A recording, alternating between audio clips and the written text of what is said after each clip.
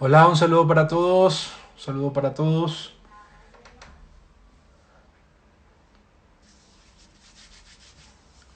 Un saludo muy especial para todos los que se conectan hasta ahora. Hoy tenemos segunda edición de Teología en Casa.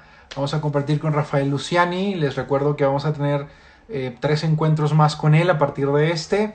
Y luego de esto vamos a tener unos encuentros con Pilar Silveira, teóloga uruguaya, que también trabaja junto a Rafael Luciani en el Boston College. Y con ella vamos a hablar sobre ser mujer en la iglesia. Tendremos cuatro encuentros con ella para conversar sobre este tema. Y además vamos a tener otros encuentros con Hernán Quesada, amigo jesuita que es mexicano, que bueno, ha viajado a México por una situación familiar y bueno, damos gracias a Dios que bueno, ha querido también compartir en medio de su situación particular con nosotros cuatro ediciones más y así vamos a ir haciendo esto, ¿no? Esto surgió una idea en una conversación con Rafa y bueno, ya parece ser un formato que nos gusta, teología en casa, y la idea es repartir, digamos, las temporadas de Teología en Casa por cuatro capítulos, ¿no? Cuatro capítulos con estas personas y bueno, esperamos que en el camino se vayan uniendo otros teólogos y otras teólogas para hablar de otras cosas, ¿no? Porque la idea es seguir reflexionando la fe. Yo sé que ya Rafa llegó, así que voy a aprovechar mientras le sigo saludando para, bueno, para saludarle y para que se conecte con nosotros. Están prohibidos gente de Guatemala, de Paraguay, de Perú, de Venezuela, de Panamá. Y bueno, y Rafa, querido, ¿cómo ¿Cómo estás? estás? ¿Qué más, Buen Marco? camino Hola pascual, a querido. todos. Un abrazo pues a todos y a todos los que se están conectando. Otro lunes más Otro lunes más, compartiendo. querido. Les estaba Así contando que es. esta locurita que nos hemos hecho en estos días de Teología en Casa, va a contar con Pilar Silveira, que sé que la conoces, con Bien. Hernán Quesada, y bueno, luego volveremos contigo para seguir hablando y así iremos haciendo estas temporadas de Teología en Casa. ¿Cómo estás, querido Así Rafa? es. Bueno, pues como todos, ¿no? Tratando de aprovechar el tiempo en estos días más largos que tenemos todos. Pero gracias a Dios, pues bien, cuidándonos, ¿no? Bueno, Rafa, me habías comentado fuera de cámara que habías estado un poco enfermo. Hoy te encuentras mejor, la salud Sí, ha mejorado un poco. sí, esperemos que no haya sido el virus. Bueno, Rafa, tú Pero sabes bueno, que el tiempo aquí nos apremia, así que hay que lanzarte las preguntas de así es. inmediato. Y hoy quisiéramos, para todos los que se conectan, abrir nuestra conversación. Saludos a la gente de Chile y de México también que se conectan. Abrir nuestra conversación sobre un tema que en la edición pasada quedó por ahí por revisar, que era el tema del clericalismo. Rafa, un montón de gente escucha hablar del clericalismo, escucha al Papa Francisco hablar de eso. Parece ser que es uno de los temas principales en este tiempo de reflexión teológica. Por ahí te han criticado también por hablar del tema, pero a mí me gustaría que iniciáramos esta conversación precisando, ¿no? ¿Qué es el clericalismo? ¿Por qué el Papa lo critica? Y dialogamos a partir de eso. Te escuchamos.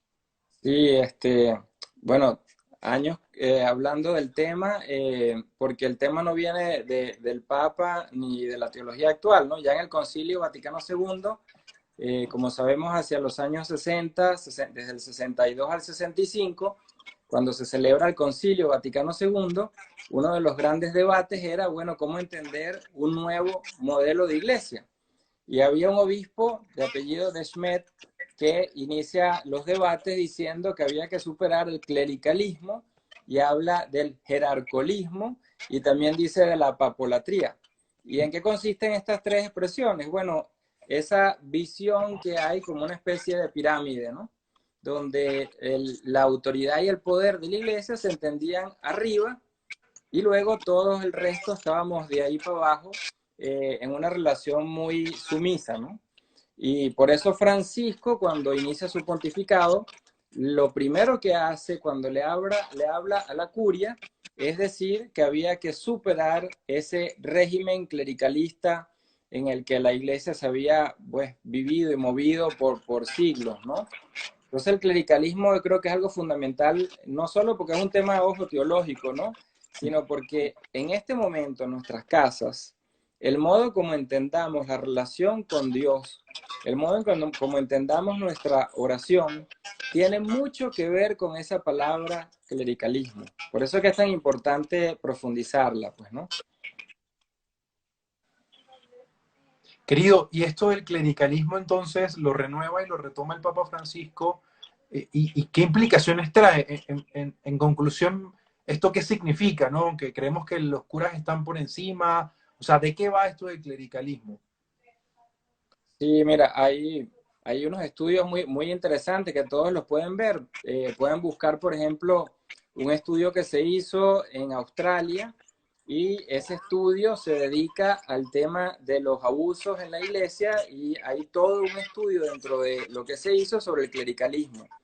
Otro lo hace la Conferencia Episcopal de los Obispos Alemanes y en los dos estudios dicen el clericalismo es una manera de entender las relaciones del clero en base al laico a partir del poder y la autoridad. Entonces, por eso el Papa, cuando comienza su pontificado, él dice, el poder es para servir, no es para dominar. Se está refiriendo pues a esa manera en la que las relaciones entre el clero y el laicado, entre el mismo obispo y sus sacerdotes, en esas relaciones el poder y la autoridad pueden estar completamente desvirtuadas, porque puede ser una relación, por ejemplo, en la que el otro tiene miedo a hablar, una relación en la que el otro no se le toma en cuenta en su opinión. Todo eso va configurando lo que se llama, tanto en el Papa como en los estudios que decía de Australia y los alemanes, como en el Concilio Vaticano II, el clericalismo. O sea, son relaciones deformadas de autoridad y de poder dentro de la iglesia en este caso. Pues no, pero también se da en una familia, también se da en una empresa, ¿no? Querido, solo para retomar, porque preguntaban por aquí, ¿cómo encontramos esos estudios? ¿Qué ponemos ahí en San Google que nos muestre? Sí, el de Australia se llama pues el reporte australiano, del gobierno australiano, se pone sobre los abusos en la iglesia. Y va a aparecer, pues son muchísimos PDF, pero hay un PDF que se dedica al estudio de ese tema en la iglesia católica, por ejemplo, y hay en todas las iglesias el estudio, ¿no? Y en la Conferencia Episcopal Alemana es igual, es un estudio sobre los abusos en la iglesia y se dedica pues gran parte al estudio de lo que es el poder, el clericalismo, relaciones de autoridad. Y hay muchísimo hoy en día sobre ese tema porque el Papa lo ha puesto como gran tema de la iglesia y su conversión, ¿no? Su reforma. Querido, me pasaste hace unos días el texto de Carlos. Sí. ¿También se puede encontrar en internet ese de Carlos para recomendarlo a las personas? Sí, está un escrito pues que hizo Carlos Schickendans, que como saben trabajamos juntos en el proyecto iberoamericano de teología y cuando entran en la página academia, que es donde todos nosotros publicamos siempre artículos de teología, él tiene un artículo que se llama El fracaso institucional y es un poco sobre esto, el estudio australiano, el estudio alemán. ¿Y por qué decimos fracaso institucional? Porque suena una palabra muy fuerte, ¿no? Es una frase que viene del estudio australiano y de los obispos alemanes para decir el modo como hasta ahora hemos comprendido a la iglesia como una especie de pirámide completamente vertical, tiene que cambiar. En la sociedad actual, todo, una empresa, una familia, todo está moviéndose hacia relaciones más de reciprocidad, de diálogo, de interacción, donde el poder se comparte, no se retiene, pues, ¿no? Entonces la iglesia, cuando se dice que el modelo ha fracasado, se refiere a ese punto. Hasta dónde somos capaces en una comunidad, en una parroquia, en una diócesis, de compartir las decisiones, de discutir las decisiones, de escuchar para poder responder a los problemas y no a lo que yo traigo en mi mente cuando voy a una comunidad. Todo eso tiene que ver con esa mentalidad que el Papa llama clericalismo. Querido, aquí me están preguntando cómo se escribe. Yo sé que, o sea, Así, Carlos, pues Carlos, pero Chickensdan sí, siempre es un apellido un poco complicado. así. Bueno, lo voy escribiendo por acá la Ah, mensajería bueno, mía. escríbelo tú, que lo sabes Así escribir es. mejor que yo. Entonces ya saben, familia. A ver, Ahí está. mientras Rafa escribe.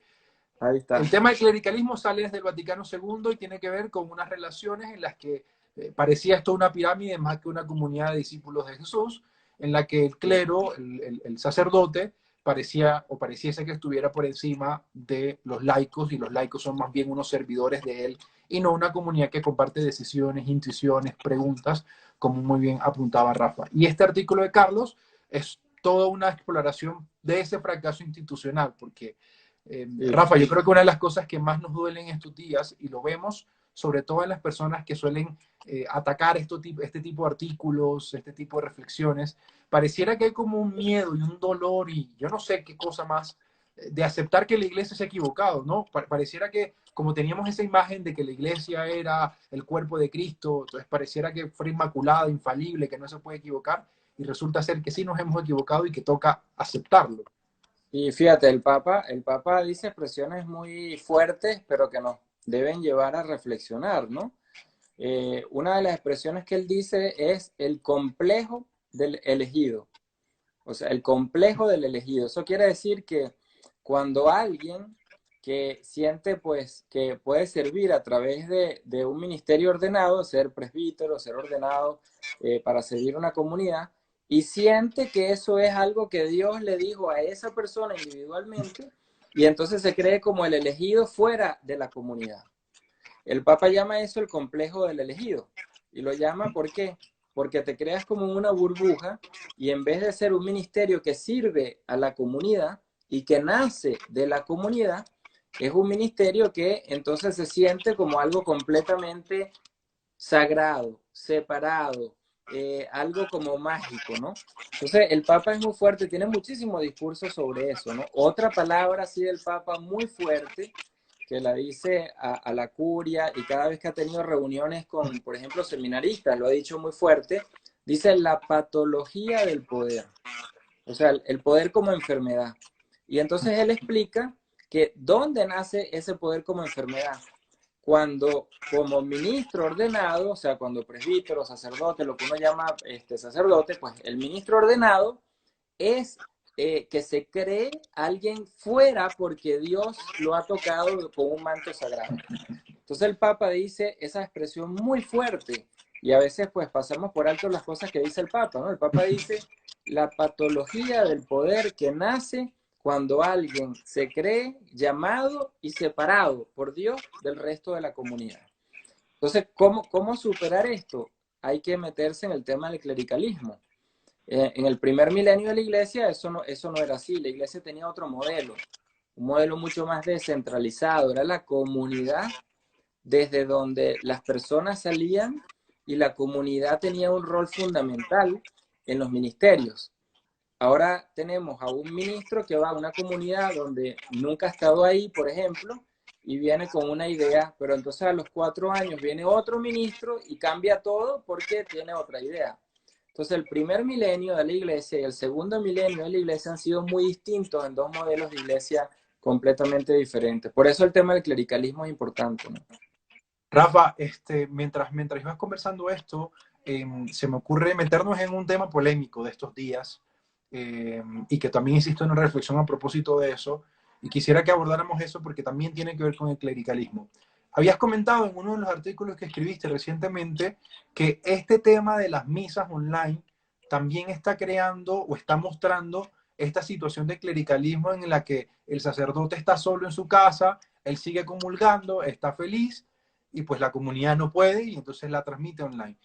Uno, eso con lo que hablamos hace unos días sobre lo que mencionaba el Papa Francisco de no viralizar los sacramentos y todo ese tema de streaming. ¿Qué podemos decir de esto? ¿No? Vamos a abordar eso de nuevo, por favor. Sí, fíjate que el Papa, yo escribí esto cuando comenzó la pandemia, el Papa lo ha dicho 2 veces en estas semanas, la más fuerte fue la reciente. Lo que el Papa quiere decir, que es lo que venimos diciendo muchas personas, no solo yo, es que lo que se llama misa en línea, bueno, no es una Eucaristía, es una oración que se puede hacer porque no estamos comulgando, porque no hay asamblea, comunidad, porque los que son privilegiados en este momento para recibir el pan son los propios presbíteros y por tanto estamos en el mismo clericalismo antes del concilio, donde había misas solas. O sea, el cura celebraba solo. Entonces, lo que el Papa ha dicho es no entendamos que esto es la Eucaristía, eso lo dijo ahora recientemente. Estamos en un momento de emergencia, en un momento de dificultades, Pero confundir eso con lo que es Eucaristía es muy distinto a decir, eso es una oración que nos une como cristianos, como católicos, que nos une como iglesia, pero no sustituye. O sea, realmente estamos todos en este momento en una ayuna de la Eucaristía y tenemos que vivirlo así, porque realmente no estamos recibiendo el pan. Solo, como decía, pues los curas que tienen la posibilidad porque están celebrando la Eucaristía donde viven y muchas veces solo con una cámara. Entonces, lo positivo, viendo ahora no la crítica, sino lo positivo es cómo hacer nosotros en nuestras casas, bueno, entender que nos podemos reunir en torno a la palabra, leer la escritura en conjunto, eso es la primera parte de la misa, la palabra de Dios. Podemos reunirnos en familia, podemos compartir lo que de la palabra van haciendo en la familia y podemos incluso unirnos a través de los medios virtuales. Yo tuve una experiencia el viernes pasado hermosa porque alrededor de 25 familias se pusieron de acuerdo, familias, no personas individuales, familias, y dijeron, vamos a reunirnos el viernes y vamos a orar con la palabra, y se conectaron con Zoom y me pidieron pues que los acompañara durante su oración con un texto bíblico. Bueno, fue una experiencia hermosa porque no es que eran 25 personas individuales reunidas ahí orando, eran 25 familias, cada una en su casa, conectándose con la pantalla. Entonces cada pantalla era una familia y se fueron uniendo en función de la meditación de la palabra. Creo que eso es una experiencia en línea, o sea, usando los medios virtuales, pero que une mucho más porque crea lazos de comunidad, crea familias, crea ese sentido de lo que en este momento no tenemos, ¿no? El tener al otro de mi comunidad, donde antes podía ir, pues, ¿no? Pero ahora a través de estos medios virtuales, ¿no? Bueno, por ahí va la reflexión de estos días y un poco la tensión que provocan este tipo de afirmaciones que haces tú y tantos otros y que ahora el Papa Francisco lo pone una vez más sobre la mesa, ¿no? Cuando dice, pilas que esto después se nos vuelve un gnosticismo, ¿no? Entonces yo me quedo yo aquí en mi casa solito, pues, y no busco ese encuentro con la comunidad, que en el fondo creo que una de las claves más importantes que a veces olvidamos de cuando vamos a celebrar la Eucaristía. No sé si te ha pasado a ti, pero yo tengo la experiencia personal de muchas veces ir a Eucaristía y sentirme un poco incómodo porque no tengo ni idea quién es el que está sentado al lado mío. Yo digo, bueno, esto a veces me cuesta, ¿no? Porque yo quisiera o sea, compartir el pan como Jesús nos propone, ¿no? Que es entre los hermanos, entre la comunidad. Y hay veces que en las parroquias hay tanta gente, hay 6 misas en la mañana y van pasando gente y van pasando gente y que al final ni el hola, ni el gracias, ni cómo estás, ¿no? Eso también hay que pensarlo también. Sí, yo creo que vivimos un momento de gracia, un momento hermoso, porque nos ayuda en esta pausa, ¿no? Aparente, a pensar todo lo que son los ministerios en la iglesia, todo lo que significa hacer comunidad en una iglesia, lo que significan los sacramentos, ¿no? En la iglesia. Y entonces ahí, por ejemplo, tenemos cosas hermosas. Fíjate, en este momento, ¿cuántas oraciones, si vemos la manera como oramos, ¿no? ¿Cuántas oraciones hemos creado de nuestro corazón o cuántas oraciones estamos repitiendo de libros? Entonces, si uno lo ve desde el punto de vista de la experiencia que ahorita podemos tener, es un momento de gracia, es un momento de crecimiento. Ahora, si yo me quedo en el modo como antes hacía, pues ciertamente que no funciona, ¿no? Porque ahora no puedo ir a la comunidad donde estaba, no puedo ir a recibir los sacramentos, entonces, ¿cómo hago? Entonces, es un momento de cambio donde nuestra relación con la comunidad, con Dios, con los demás, tiene que ser al menos discernida. Pero no podemos quedarnos como que si todo estuviese igual, porque no lo está. Como ha dicho el Papa, no se acostumbren quiere decir que pasa la pandemia. Entonces, bueno, ya yo veo la Eucaristía por la pantalla y digo, bueno, pero si antes la veía, ahorita no, es que no es Eucaristía. No hay asamblea de Dios, es una oración que nos une. Perfecto. Eso es lo que el Papa está diciendo. Entonces, después, cuando pasa la pandemia, es una oración igual y sobre todo tiene el gesto para las personas que están enfermas o las personas que no pueden ir a una comunidad, pero hay que distinguir qué es lo que llamamos Eucaristía como ha dicho el Papa, y que es lo que en un momento de necesidad nos puede unir en oración. Son dos cosas pues que nos ayuda a crecer, no es crítica, es ayudarnos a crecer en este momento como iglesia. Creo que eso que mencionas es muy importante porque ya luego un montón de personas piensan que esto es atacar por atacar y no. Es decir, ¿No? es hacer una reflexión y una autocrítica seria y que es importante hacerla hoy, que es importante decir, Rafa, yo creo que en 10 años tocará volver a pensar otras cosas, es decir, porque la iglesia avanza, porque la iglesia se encarna como lo hizo Jesús. Entonces, este tiempo de crisis en el que nos toca repensar muchas cosas, no crean que es un tiempo de crisis porque está este papa o porque hay una clase de teólogos, qué sé yo, sino que es un movimiento que se va a dar siempre en la iglesia. Siempre toca repensar esto y repensarlo porque como seres humanos nos aferramos a unos modelos que ya luego sí creemos que son el modelo final y no. Toca avanzar y toca que la misma iglesia también haga lo mismo que Jesús, que es encarnarse. Así que por ahí va esta reflexión. Rafa, si quieres, vamos recibiendo las preguntas. Sí, sí, vamos recién. Fíjate que yo antes de empezar este live dejé un espacio para que las personas preguntaran y aquí han llegado un buen par de preguntas. Yo quisiera tomar algunas de estas que nos han dicho. Mercedes, por ejemplo, nos pregunta cuál es la misión del teólogo en la iglesia. Y mientras responden, voy a buscar mis audífonos que me dicen que hay un feedback, así que ahí te dejo la Así. pregunta. ¿Cuál es la misión de los teólogos en la iglesia? Bien, los teólogos pues y las teólogas reflexionan como cualquier persona de la fe en la realidad en la que estamos viviendo, ¿no? La misión en este momento de los que hemos estudiado como teología, pues no más años o dedicado a la docencia y a la investigación, creo que es contribuir con la reforma de la iglesia y no es porque nos viene o nos guste o no, es que en este momento si la iglesia no cambia, en muchas de sus actitudes y muchas de sus propuestas, la iglesia se va a quedar cada vez más atrás.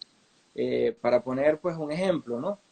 En el año 72, el famoso jesuita Karl Rahner, este teólogo alemán que es considerado pues de los mejores en el siglo XX, en el año 72 decía que si la iglesia no construía comunidades pequeñas que en ese momento se llamaban comunidades de base, o sea, comunidades de personas que se reúnen de manera libre desde la palabra y van creando comunidad eclesial, o sea, con la iglesia, y en la iglesia, dice, si la iglesia no hacía eso, se iba a perder en un lapso de 20 a 30 años todo el esfuerzo del concilio en su reforma. Bueno, han pasado más de 30 años y la crisis en la que estamos es precisamente una crisis de transmisión de la fe. Porque si yo la transmito en una comunidad no es lo mismo que si la transmito en un libro en mi casa. Entonces lo que decía Ranner es las pequeñas comunidades. Imagínense un par de familias reuniéndose y haciendo una pequeña comunidad. Personas que vivan en una localidad y se reúnan de manera libre y hacen una pequeña comunidad. Esas pequeñas comunidades, dice Ranner, es el futuro de la iglesia. Porque en una comunidad grande, llámese parroquia, se terminan conociendo 30, 40, 50 personas. Cuando yo estoy en una comunidad pequeña, donde vivo o a donde voy, que no vivo, pero alguna comunidad es pequeña, todos nos conocemos. Todos nos sabemos los problemas, nos aportamos, nos ayudamos. Entonces el futuro, dice Ranner, de la iglesia en el año 72 está en formar comunidades pequeñas, comunidades de base, como llamó la iglesia latinoamericana, pues, ¿no? Sí, Rafa, yo creo que uno de los elementos más importantes que nos está demostrando esta situación de pandemia es esa conexión con la pequeña comunidad.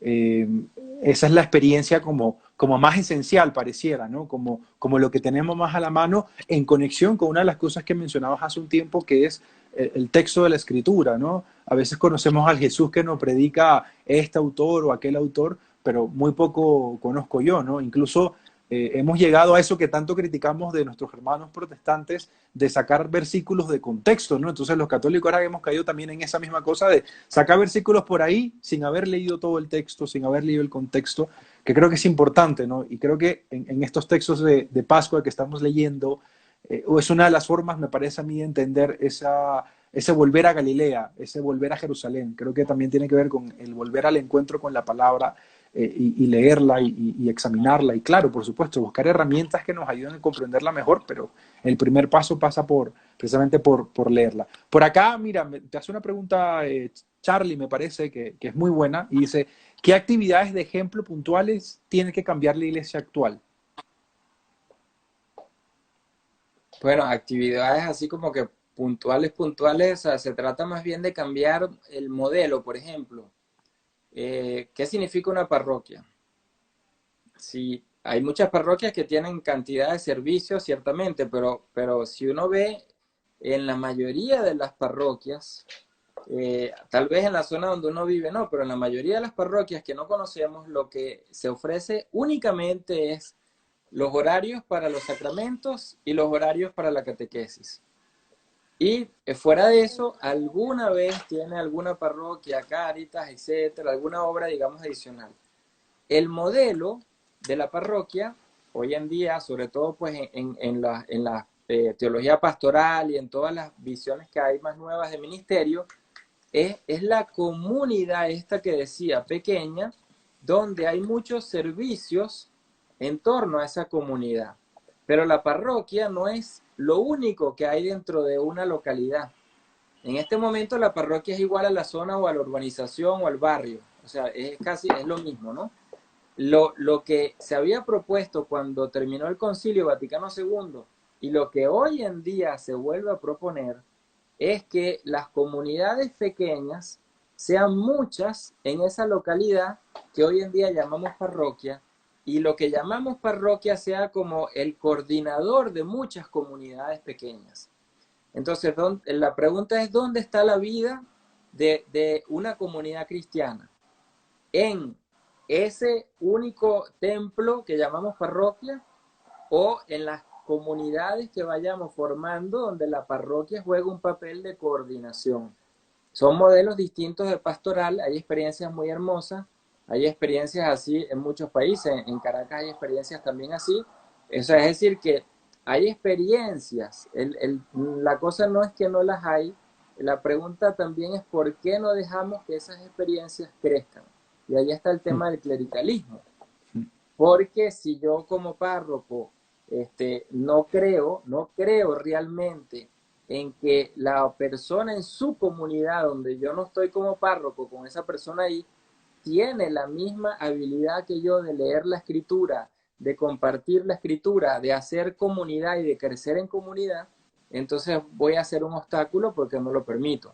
Entonces, ¿qué modelo de parroquia, qué modelo de comunidad, qué modelo de vida cristiana? Pues esas son las cosas que están en juego hoy en día. Seguro, Rafa. Mira, aquí me parece que hay dos preguntas que habría que abordarlas un poco en este diálogo. La primera es, que me pasa a mí también, ¿cómo podemos dialogar con aquellas personas que lo que hacen es reafirmar la figura del sacerdote, ¿no? Porque hay que ser claro también, el clericalismo no solo viene de los sacerdotes que se creen ¿Sí? más importantes o que tienen un nivel superior de santidad, qué sé yo, sino que hay muchos, muchos, muchos laicos Sí, sí. y que lo que hacen es poner al cura ahí por encima. ¿Cómo hacemos para dialogar con esas personas, no? Sí, es que el clericalismo, cuando digo que son relaciones de autoridad y poder, es de toda la estructura eclesial y puede ser de un laico, de un presbítero o de un obispo, o sea, es una realidad que afecta a toda la estructura. Eso significa, por ejemplo, cuando yo estoy escuchando una homilía y yo solo escucho, no interactúo con la palabra, y yo me quedé solo con lo que se dijo. Eso ya es una relación tanto del laico como del cura que puede ser clericalista. ¿Por qué? Porque la palabra no le di la importancia en mi reflexión, en mi meditación, en mi crecimiento, sino le di importancia a lo que me dijo quien la predicó. Y como sabemos todos, y esto es algo que el Papa siempre dice, la mayoría de las personas que predican están muy mal formadas, tanto que, bueno, escuchamos muchas veces cuentos muy agradables y bonitos, pero no se nos habla de los evangelios. Entonces, el clericalismo en el laico también significa que yo tengo que asumir la credibilidad de que yo puedo leer la escritura, yo tengo que discernir la escritura, yo tengo que hacer un camino con la escritura y no esperar simplemente que me autoricen, por así decirlo, ¿no? Es lo que se llamaba bueno, en toda esa época del postconcilio, llegar a ser una iglesia adulta, llegar a vivir una fe adulta, llegar a vivir nuestras experiencias, cada uno de nosotros, cada una de nosotras, todos, vivir con la certeza de que nuestra fe es personal con Dios a través de la palabra, en una comunidad, pero es real vivirla así. O sea, ahí creo yo que hay una diferencia muy grande, pues, ¿no? Mira, con esto que vamos diciendo, yo hace un tiempo recomendaba a una comunidad que le regalara a su pastor, al líder de la comunidad, al sacerdote, la Evangelii Gaudium y que le recomendaran leer del numeral 135 en adelante, donde el Papa Francisco casi que hace una petición como por favor. Solo retomo las palabras un pedazo, dice, de hecho sabemos que los fieles le dan mucha importancia, está hablando de la milía, y ellos, como los mismos ministros ordenados, muchas veces sufren, unos al escuchar y otros al predicar. Es decir, hay muchas veces en las que la homilía termina siendo el cuento del supermercado y no el encuentro con la palabra directamente. Sí. Bueno, ahí habría que hacer un esfuerzo, no sé, Rafa, tal vez porque nosotros leamos el texto y lo meditemos primero antes de ir a misa o después. Por ahí nuestro hermano Pacho Bermeo suele hacer una reflexión todos los domingos como para preparar para el encuentro eucarístico, porque uno nunca sabe, es decir, cada cura es cada cura, y de pronto llegas un día y te ponen un cura que no conoces y ese cura termina diciendo una cosa que no tiene nada que ver con el Evangelio, ¿no? Y hay que saber, o sea, hay que decirlo con frontalidad, con serenidad, pero, o sea, como en buen plan, ¿no? No es criticarlo, pero si es la realidad de la iglesia, ¿qué hacemos? Y se dice tanto y molesta a algunas personas y el Papa por eso es que dice que hay que insistir porque no es un problema de un individuo o dos individuos, es un problema de conversión de toda la estructura de la iglesia. Lo que la mayoría de los católicos tienen a la mano, tenemos a la mano, donde vivimos es una parroquia. La imagen que me da esa parroquia y me hace o irme corriendo o acercarme de una manera pues distinta o atractiva a Jesús de Nazaret. Entonces el problema del clericalismo no es algo que podemos, porque esta gente habla tanto del clericalismo, no, es que es un problema, como dice el Papa Francisco, y lo acaba de decir hace una semana, volvemos al tema, ¿no? De este uso en línea, lo acaba de decir porque se refiere a que realmente hace daño. Entonces, una fe sana, ¿qué significa? O sea, no clerical, como dice Rani. Una fe no clerical, que es la fe que debemos tener todos, es una fe donde yo sienta que voy haciendo un camino con el Evangelio, que yo sienta que voy haciendo un proceso de crecimiento en mi discernimiento con Jesús de Nazaret de los Evangelios y que yo voy tomando decisiones en mi conciencia de manera adulta. ¿Qué es lo que sería el clericalismo en el laico?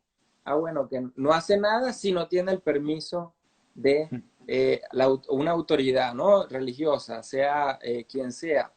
Entonces, por eso el clericalismo es un obstáculo para vivir una fe autónoma, libre, adulta, ¿no? Y yo creo que ahí el tema de la oración refleja mucho eso, ¿no? ¿Qué palabras usamos cuando oramos? ¿Qué palabras, expresiones nos vienen a la mente cuando estamos hablando con Dios? Entonces, ahí se refleja eso, porque no va, por eso es que digo que es un tema de la estructura, no es un tema entre tantos, ¿no? En la oración se refleja ese mismo clericalismo o no. O sea, ¿cómo oramos? ¿No? Ahí hay una pregunta también interesante. Querido, mira, por aquí Edwin te hace una pregunta también sobre el tema del clericalismo y dice, ¿podemos identificar el génesis histórico del clericalismo cuando se fue abajo el modelo de las primeras comunidades? Sí, o sea, básicamente el primer milenio, los primeros 1000 años de la iglesia, tienen un sistema donde se valoraba fundamentalmente a las comunidades y, o sea, las iglesias locales y, por ejemplo, incluso al inicio, las familias en su casa, cuando celebraban la Eucaristía, ese acto mismo de celebrar la Eucaristía era ya lo que se llama la consagración de la casa, o sea, del altar, digámoslo así, en un templo, ¿no? En una iglesia parroquial. Después, con el paso de los siglos, para que vean uno de los cambios que hubo, es ese, que se consagraba al edificio y no a la familia que celebraba en su casa la Eucaristía. Son cambios que van viniendo poco a poco, ¿no? En el segundo milenio, o sea, los siguientes 1000 años de la iglesia, se hace una reforma que es la reforma gregoriana, y con esa reforma todo el sistema eclesial se hace monolítico, se va homogeneizando, se va uniformando, se va pareciendo igual en todas partes. Y el valor de las iglesias locales se va perdiendo. Entonces, cuando llegamos nosotros en el año pues, 62 al Concilio Vaticano II, el gran problema era si seguimos en esta iglesia monolítica, que la cultura eclesial venía de Roma solamente, la manera de pensar era del occidente nada más, y entonces ahora vamos a pasar y tenemos que pasar a una iglesia mundial, a una iglesia de muchas culturas, como era en el primer milenio, a una iglesia de muchas expresiones, a una iglesia de muchas maneras de orar distintas. Entonces, ese paso que Karl Rahner lo llama hacia una iglesia mundial, una iglesia pluricultural, hoy en día lo estamos comenzando a vivir. Entonces, el Papa dice un ejemplo muy claro, pues, ¿no? El tema de la inculturación no es simplemente que yo me voy a una cultura y yo como individuo me voy para allá a vivir y predico el evangelio, ¿no? El tema de la inculturación es cómo esa cultura local, en sus palabras, en sus gestos, en toda la simbología que tiene, es lo que yo tengo a la mano para orar, para expresar mi fe, para compartir lo que creo. Entonces, inculturarme es que yo no puedo orar de la misma manera en una cultura y en otra. Cada cultura me enseña, me hace crecer en mi fe. Ese es el reto que tenemos hoy en día en este proceso con Francisco, pues, ¿no? Querido, pero hay que también decir que esto nos mete en una tensión fuerte, ¿no? Porque es cambiar incluso de ese modelo donde la gente afirmaba cosas como, bueno, si vas a una misa aquí, o en Japón, o en España, donde seas la misma misa, porque como católicos celebramos siempre lo mismo, a este modelo en el que uno puede decir, oye, cada cultura tiene su manera, sus expresiones. Seguramente la experiencia que yo tengo en Panamá, las misas típicas que llamamos, que son con música del estilo panameño, del estilo de música típica, supongo que será distinto a como se celebrará en otro lugar. Y eso no es una pelea por cuál estilo es mejor, sino que se presenta como una iglesia universal y mundial precisamente porque es capaz de adoptar, asumir los estilos, las maneras, las palabras de cada lugar en la que se encarna, ¿no? Me parece que eso también aparecía en este tema del signo de la Amazonía. ¿Me equivoco? Sí, por ejemplo, fíjate, hoy en día con toda la movilidad que hay migratoria, en cualquier país hay personas de muchos países. Y uno a veces no se da cuenta, ¿no? Cuando uno va a una parroquia, a veces no te das cuenta que hay varias personas de varios países ahí. Y uno da por supuesto que todos somos del mismo país, ¿no?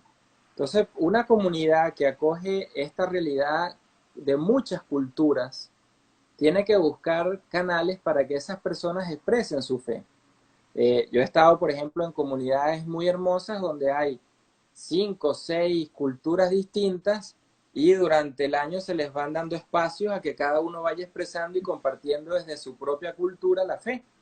Pero ¿qué pasa si yo me voy, como le pasó a una persona que conocí, se mudó de país y entonces un día me dice que ella no encontraba en esa comunidad, pues en esa parroquia, como ese sentido de acogida, de familia, que no se sentía bien? Y yo le digo, bueno, ¿y por qué será? Entonces empieza a decirme, bueno, porque fíjate, los cantos, las palabras que usan, los gestos que tienen, todo es tan distinto.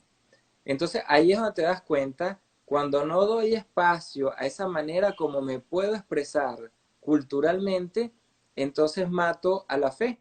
O sea, porque es el canal que tengo para expresarlo, ¿no? Es lo mismo que los niños y los adultos. Y con este ejemplo, creo que a lo mejor muchos en nuestras casas podemos verlo más claro.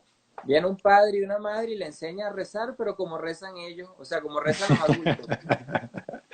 O sea, las mismas oraciones que rezan los adultos. Entonces, al niño de 5 o 6 años lo ponen ya a rezar el rosario. O sea, la manera como se le enseña a rezar al niño es la manera como reza el adulto. Eso no puede ser. Entonces, ahí tenemos un ejemplo de lo que sería una inculturación, pero en la familia, pues, ¿no? O sea, no podemos como copiar nuestro modelo y entonces traspasarlo y todo el mundo tiene que hacer así. Hay procesos, hay edades, hay maneras distintas de orar y hay que respetar esos procesos que son los procesos de la fe.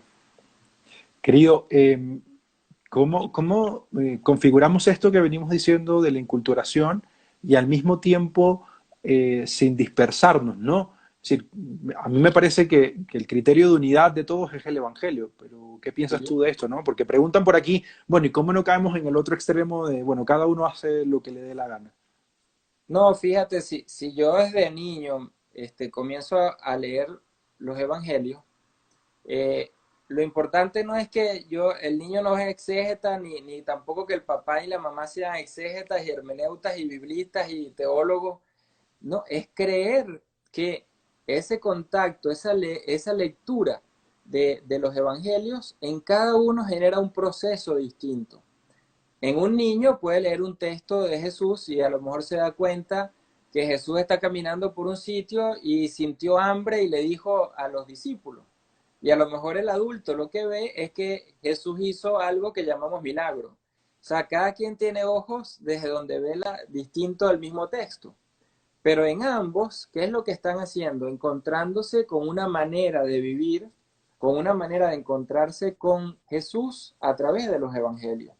Entonces, por eso no es cuestión de edad, no es cuestión de estudio, es cuestión de creer que desde un niño hasta un adulto puede comenzar a ir leyendo los evangelios y dejar que cada quien en su proceso genere una interpretación, por así decirlo, ¿no?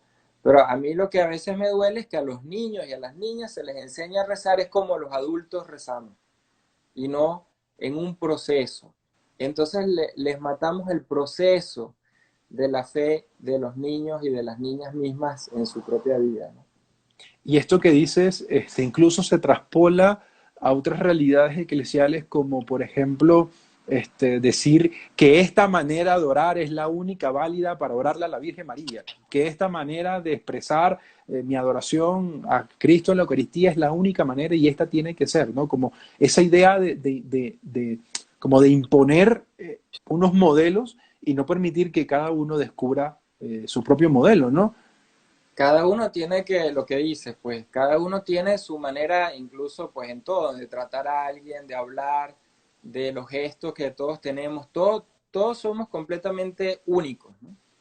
Si la oración no la encontramos, eso también que es nuestro modo único, de cada uno me refiero, ¿no?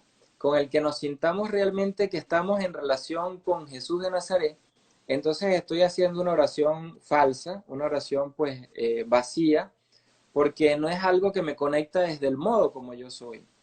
El peligro, que es lo que el Papa ha dicho muchas veces, es que convirtamos la oración en un pietismo. O sea, que yo agarro y solo repito, repito, repito, repito. Entonces, cuando la gente reza el rosario, no sé, se pone, Dios te salve María, llena eres de gracia, no se le entiende ni la clave. Entonces, la oración no nace del corazón, parece que nace de la lengua, ¿no?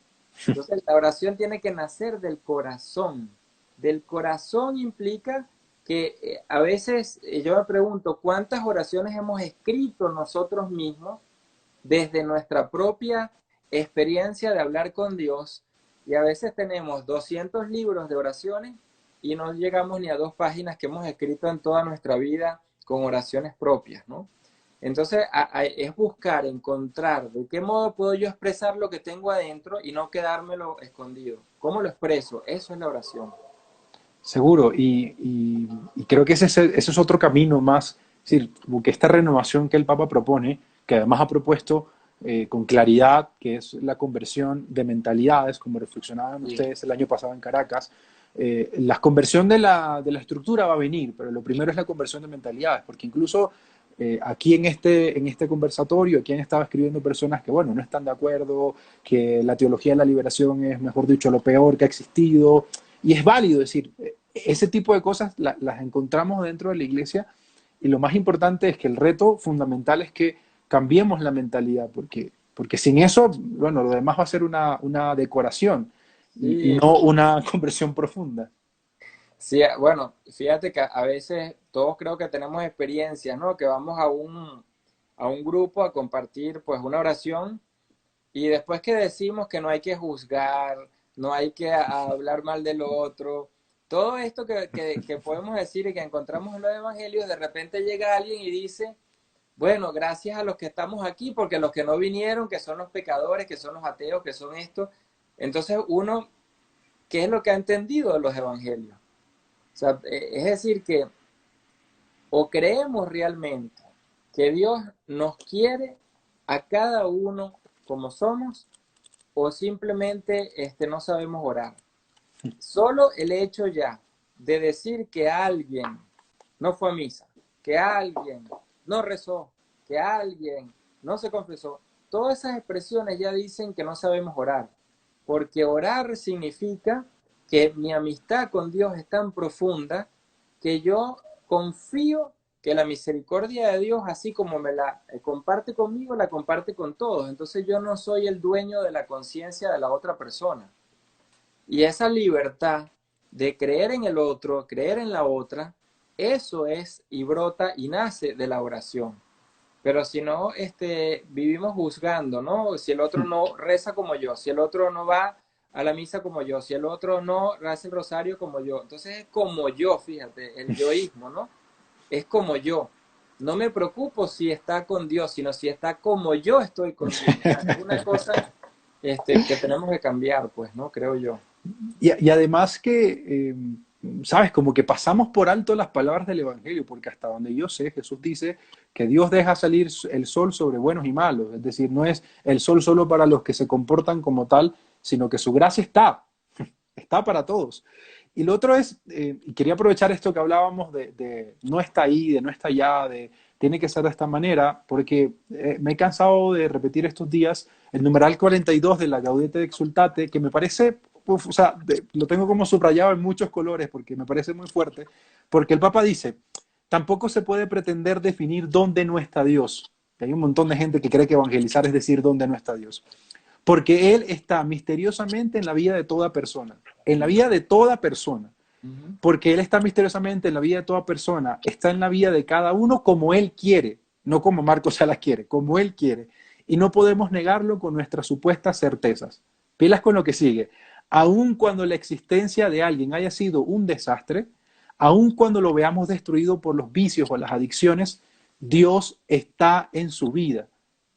Ujú. A Fuerte, ¿no? veces yo veo un montón de profetas en Twitter ahí que andan diciendo que sabes, que Dios no está ahí porque ese no cumple las reglas de la iglesia, o que Dios no está allá porque ese tiene esta preferencia sexual o política o tal, o ideológica.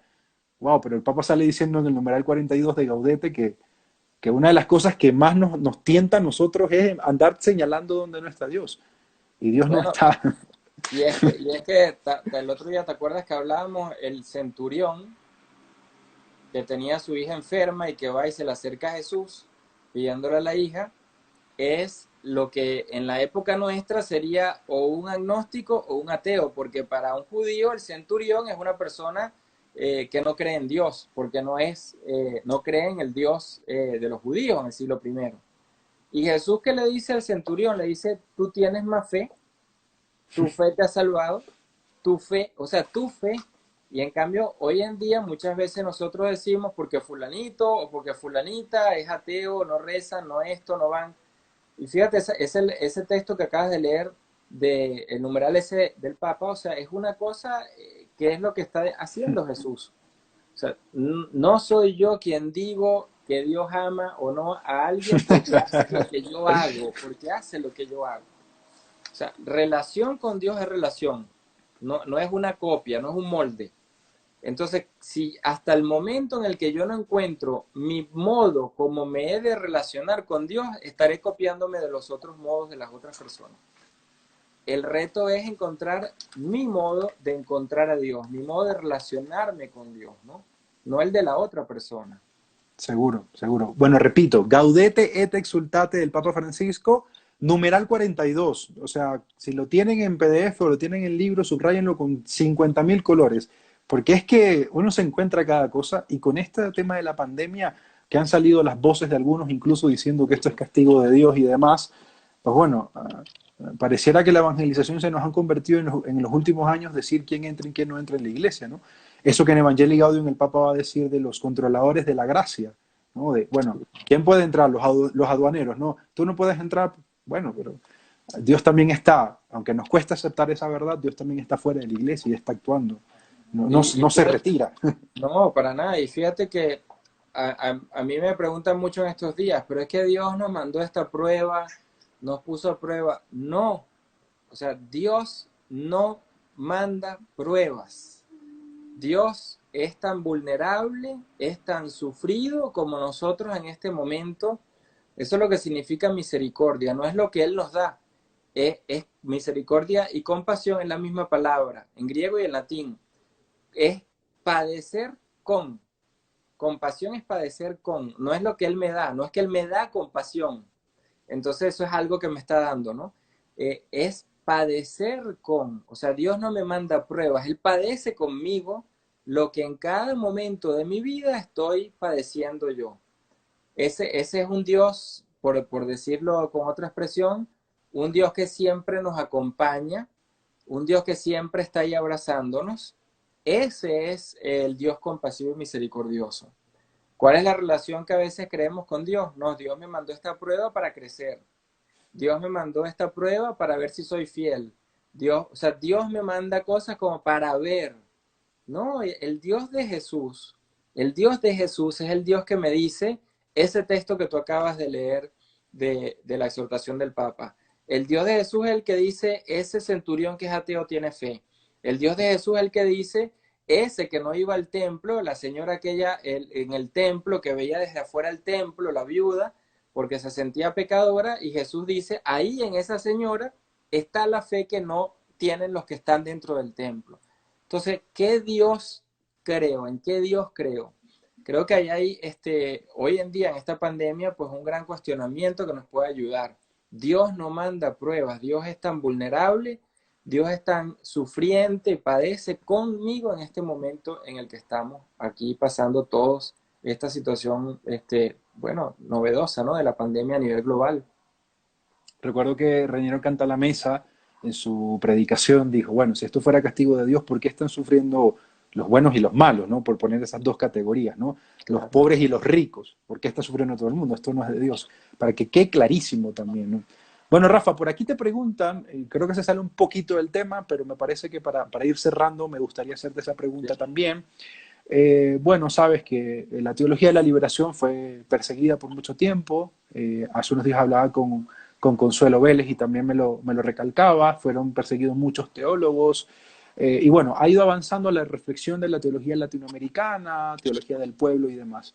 ¿Tú en dónde estás? ¿Por qué te preguntan si tu teología es de la liberación o dónde te ubicas como teólogo en tu reflexión? Sí. Primero que nada, pues que quien sea teólogo y no entienda que la opción por los pobres, que son la mayoría de la humanidad, es fundamental, es el eje que debe mover la vida cristiana, pues la verdad es que es un teólogo que vive en un mundo completamente separado, en una burbuja o en un escritorio, ¿no? O sea, el teólogo, independientemente de donde esté, donde viva, lo que haga, la opción por los pobres tiene que ser su alimento desde el punto de vista de su acción, de su escribir, de su acción pastoral. Entonces, la opción por los pobres que la teología latinoamericana pronuncia es una opción de toda la iglesia. Eso es algo que no podemos decir, la iglesia latinoamericana, bueno, entonces la iglesia en Asia, la iglesia en Europa, la iglesia en África y la iglesia en Australia no hacen opción por los pobres, ¿no? Es una opción de toda, o sea, debería ser, pues, ¿no? Y hoy en día decimos opción por los pobres y las víctimas, para ser más específicos en saber que todas las personas que hoy en día, víctimas de abuso, víctimas de maltrato, víctimas de asesinatos, todo lo que pasa con el tema de la violencia, violencia de género, las víctimas de hoy en día son la opción de la teología hoy en día. Las mujeres que están siendo asesinadas en Juárez y en tantos otros lugares donde convierten, pues, ¿no? En víctimas de hoy en día, las crucificados y las crucificadas de hoy. Entonces, la opción del teólogo tiene que ser siempre esa. Yo en mi posición, y de hecho desde hace años, bueno, trabajo eso, en lo que llamamos reformista, o sea, que busca la reforma de la iglesia, que trabajamos por la reforma de la iglesia, y el eje fundamental de esa reforma es una reforma para servir a los pobres. O sea, para servir, para que la iglesia se convierta en servidora de los pobres, que es lo que el concilio quiso hacer, y luego la teología latinoamericana asumió una iglesia servidora de los pobres, que son la mayoría de la humanidad, no es un grupito, es la mayoría de la humanidad. Seguro, y hacia allá también apunta el ministerio de Jesús, el ministerio público, ¿no? Estar del lado de los marginados, estar del lado de los pobres.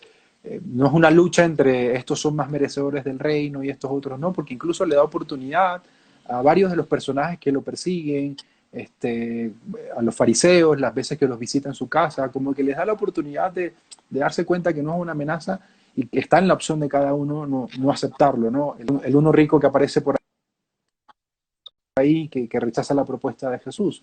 Pero sí que hay una preferencia, ¿no? Hay un amor mucho más especial. Dios está del lado de los crucificados de la historia y lo muestra con este momento de Pascua que estamos viviendo, ¿no? La resurrección de Jesús, que es resucitado por el Padre, como para que quede clarísimo, ¿no? Que Dios tiene su corazón puesto en ellos. Y por eso la invitación de volver a Galilea es volver a encontrar a Jesús donde Jesús encontró a Dios. Y bueno, ¿qué es Galilea, no? La Galilea de los paganos, de los gentiles, de los que no pertenecían al séquito, a los que podían entrar, a los que merecían la bendición de Dios. Bueno, Rafa, ¿alguna Vale. apunte de conclusión que quieras dar para cerrar este live? Y recordarles a quienes han dicho que no han tenido buena señal, que esto lo vamos a subir a YouTube y que va a estar en mi canal de YouTube, ya luego les pasaremos el enlace. Rafa, ¿alguna cosa que quieras decir para finalizar? Mire, yo creo que el ejercicio más hermoso de estos días, que escribamos desde el corazón una oración. O sea, hagamos ese ejercicio de escribir desde nuestro corazón lo que en este momento sentimos, convertirlo en oración. Y que a lo mejor agarremos pues 2, 3 días orando con eso que escribimos y saborearlo, ¿no? Meditarlo. Y eso pueden hacer de leer un texto del Evangelio que me lleva a escribir una oración. O sea, pero ese ejercicio, ¿no? Escribamos una oración y no solamente repitamos algo que ya está escrito, que ya está publicado, pues, ¿no? Bueno, querido Rafa, gracias. Nos vemos el próximo lunes. Recuerden que voy a dejar varias veces en la semana espacios para que dejen sus preguntas. Rafa, gracias como siempre. Dale, Que Dios te no, bendiga gracias, y estamos gracias. compartiendo. Chao a Gracias a todos. todos, pues, y a todas que estuvieron. Chao. Chao.